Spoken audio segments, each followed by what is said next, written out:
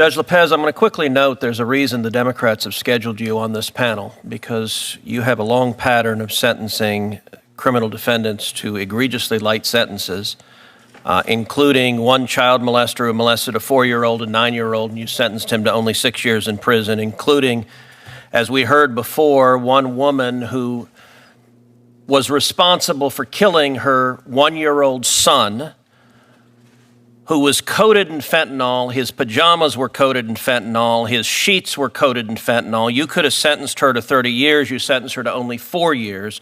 It's an egregious pattern, but the reason you're put on this panel is the Democrats know that most Republicans will not have time to question you about that terrible record, because your colleague on this panel, her record is even worse. What happens when a radical nominee faces the lion's den in the Senate? Today, Senator Ted Cruz pulls no punches, exposing the shocking affiliations and evasive answers of Biden's judicial pick. From alleged communist ties to unanswered donations to extremist candidates, this hearing took a wild turn. Let's break it all down. No spin, just facts.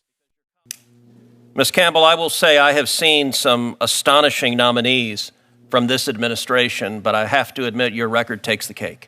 A judge should not be a political activist. Your record demonstrates to me a long history of being a political activist, but not just an activist who affiliates with extreme and radical organizations. Now, when Senator Grassley asked you about the Workers' Dignity Organization, you gave, I think, deliberately misleading answer. You said you did not represent them, and that convinced Senator Grassley not to continue on that line of questioning.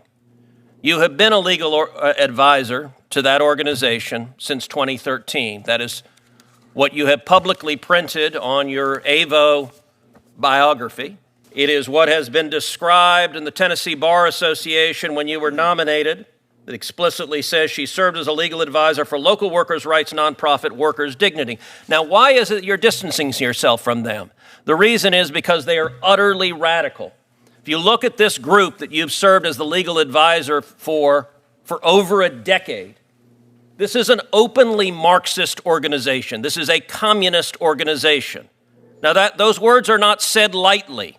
According to their own characterization of their views, this group says there's no election outcome that improves conditions for workers. The laws of this country have never worked for our people, and now that the system is crumbling, we will continue to stand in community and solidarity with each other. The only way we win in a world we deserve is by building a multiracial working class revolution that can push out white nationalism, violent state racism, and the capitalist class that is desperately clutching to hold control and profits as the people rise up. Why have you spent a decade as a legal advisor to an openly communist and Marxist organization?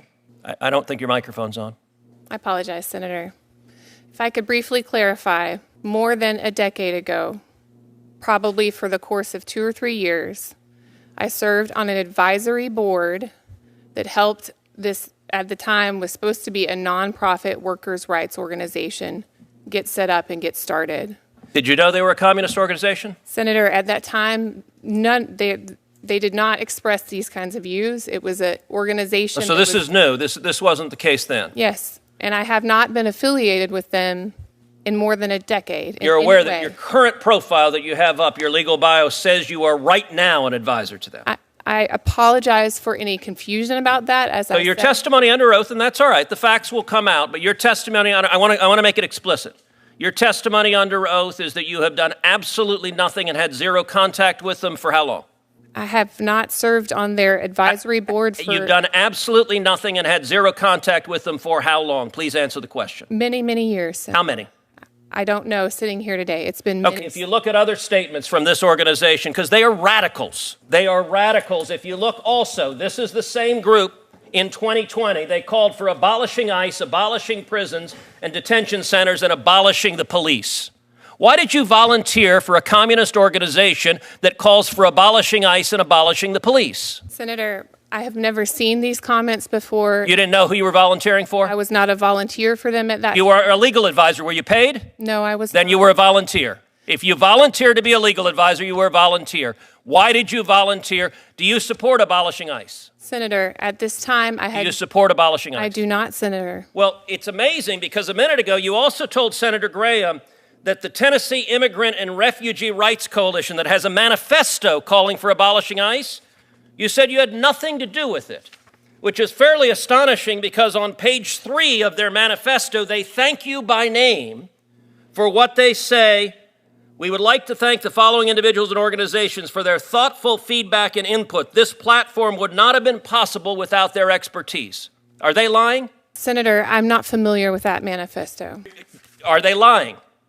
Did you provide any assistance? Did you give feedback and input, which is what they say on the cover page? Senator, I didn't even know that existed, and so no, I did not provide input on it. And why, when Senator Graham asked why you gave money to this radical candidate who has said 52 senators are Jim Crow senators and said multiple of us are siding with the devil, you laughed and thought that was funny. But Senator Graham asked you a question. Look, that candidate was as radical as I've ever seen.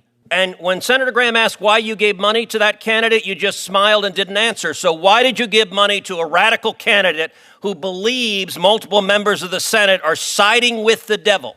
Senator. Actually, Senator Whitehouse, you weren't here before, but there was an exchange with the chairman where Senator Kennedy asked for longer periods because you have 2 circuit justices, and the chairman said he was going to give additional time. So the comment they want to be gavelled as part of the show is not accurate, and Senator Welch said he was going to give additional time. In fact, he said at the beginning he was going to give 6 minutes. So my question, you did not answer Senator Graham. Mr. Chairman, how much time has expired? How much time has expired? I just want to clarify. I just walked in. Why did you give money? 6 minutes? Because it seems like more than 6 has passed.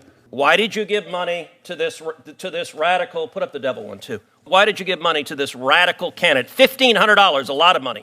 That's a question. Senator, again, I'm not familiar with these comments. Why did you give money to this radical candidate? What? Could you let her answer the question, please? Why did you give money to her? That's the question. You're not going to answer? You're refusing to answer why you gave money to her. Senator, I'm not familiar with these. That's not an answer. My answer is, what is the affirmative reason you gave $1,500? There was something you saw in her that you said, this needs $1,500. Why? Please answer that question. Time has expired. Would you please ask the witness to answer the question? She's refusing to answer it. It's indefensible, but answer. Was there any reason?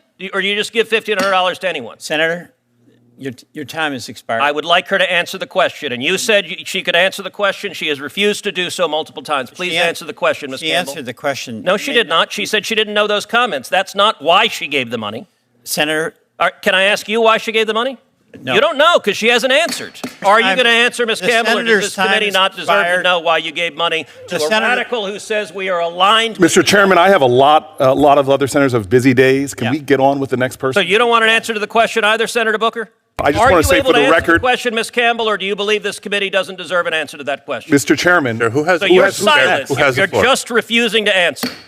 Who's next? The senator's time has expired. If the senator doesn't like the answer, it's not an answer. She sat there silently and has not spoken. That is, by definition, not an answer. In a heated Senate Judiciary hearing, Senator Ted Cruz zeroed in on 2 of President Biden's judicial nominees, Judge Lopez and Ms. Campbell, with blistering precision.